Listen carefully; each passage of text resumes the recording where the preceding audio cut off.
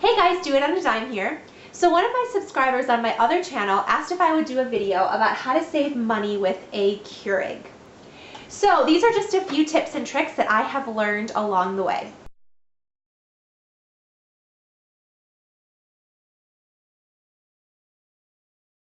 A lot of people think that getting a Keurig means you're automatically throwing away money, especially because these K-Cups can be really expensive. However, that's not always the case. I did some math to kind of break down the numbers of how much a Keurig actually saves. So if you consider the fact that you are brewing pots of coffee in the morning in a traditional coffee maker, you're not going to Starbucks because God knows that costs a lot more money. You're probably spending between $6 and $10, depending on the type of coffee that you're brewing, per pound. You can probably get about 40 cups of coffee or so per pound that you purchase. And if you consider the fact that you're brewing it in a big pot, you're probably going to have about 15% of that go to waste. In other words, nobody is going to drink it. So for even purposes, let's just say that a pound of coffee is about 35 cups worth of coffee. That means that depending on the price of the coffee, you're looking at about 20 cents to 35 cents per cup.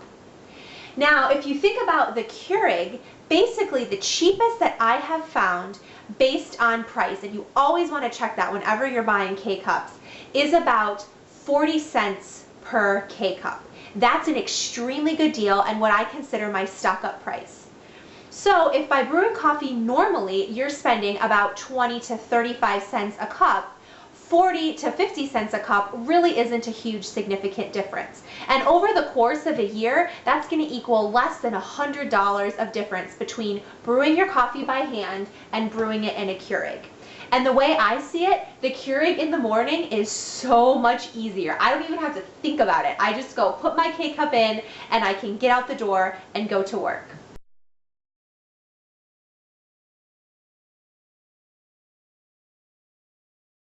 Now, some of the ways to get K-Cups at their super rock bottom price, the first tip I have for you is to buy in bulk. It seems obvious, but a lot of people don't do it because they want to try out flavors, which is fine.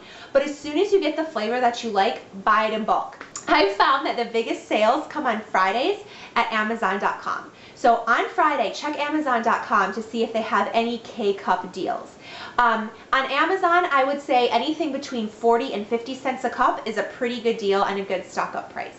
Another place I would check for K-Cups are Bed Bath & Beyond. And a lot of people do say that they mark up their prices, which I believe they do.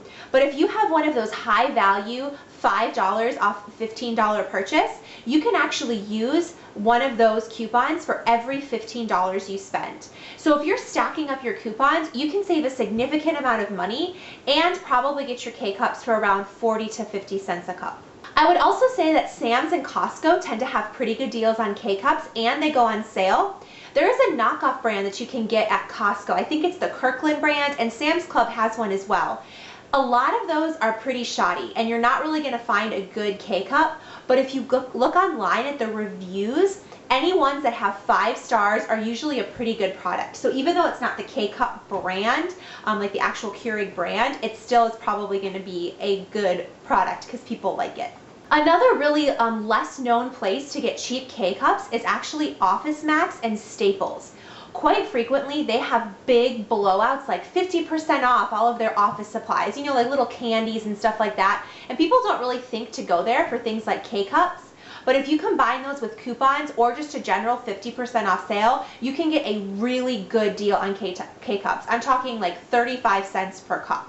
The one drawback is you want to make sure to check the expiration date. A lot of times they're selling K-Cups that expire very soon, within the next couple of months. But you can freeze these things and they keep really well in the freezer. So if you have any extra freezer space at all, it's worth stocking up on them at that rock bottom price. Another big way to save money is by purchasing the refillable, reusable K-Cups. I've never purchased one of those, and honestly, I don't intend to. For me, it doesn't really make sense because it takes so much extra time, effort, and mess to put that together in the morning. For me personally, it's just not worth my time. But a lot of people swear by them. If you're one of those people, I would love to hear your experience down below, which one you own. I just don't think that it works specifically for me, but that is one way to save money on your K-Cup.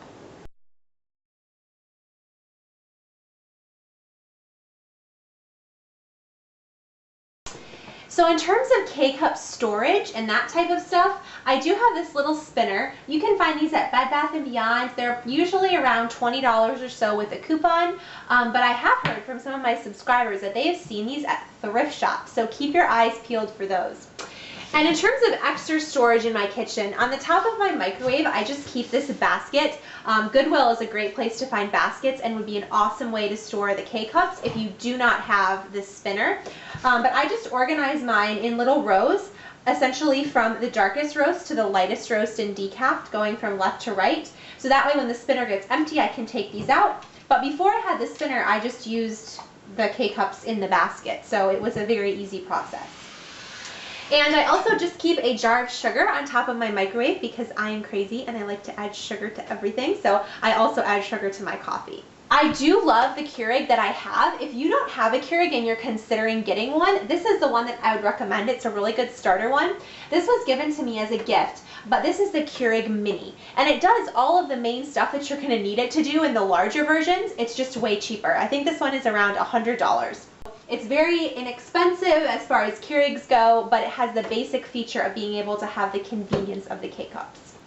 So I hope you guys liked this video. I hope it was helpful to you if you're considering getting a Keurig, but we're kind of, I don't know, feeling a little off-put by the cost that these K-cups would bring. So hopefully that gives you guys some good tips. Like I said, I would love to hear your tips down below for how you save money with a Keurig, and I will see you guys next time. Bye!